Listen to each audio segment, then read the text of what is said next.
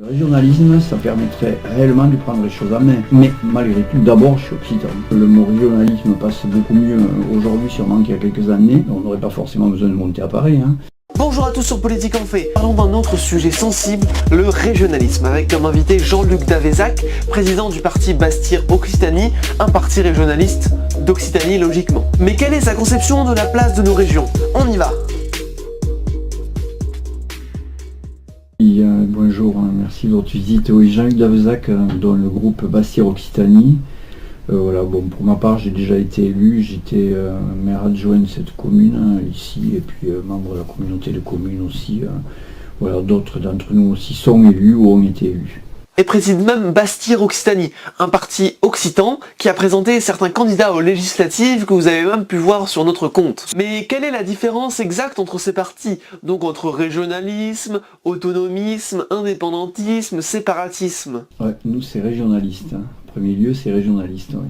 On a déjà préparé une liste, présenté une liste il y a un an au régional en Occitanie. Régionaliste pour bien montrer en fait qu'il était tout à fait possible d'être suffisamment nombreux et que ça tenait finalement au ventre et au cœur de pas mal de personnes d'avoir une région qui soit nettement plus axée sur donc avoir nettement plus finalement de compétences. C'est le but. Le régionalisme, c'est quoi exactement?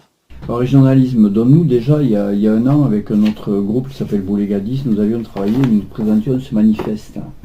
Alors, je ne sais pas si les spectateurs le verront. Le manifeste, alors c'était pour une France décentralisée dans une Europe fédérale. Donc là-dessus, évidemment les deux vont de pair.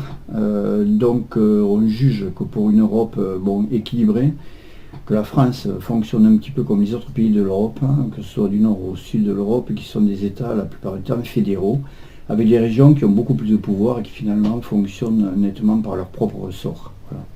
Pour compléter, voici la définition du régionalisme du CNRTL. Doctrine sociopolitique apparue au XIXe siècle, posant pour principe l'existence au sein de l'État de communautés culturelles, sociologiques, économiques, correspondant aux régions et réclamant la reconnaissance politique de cette réalité.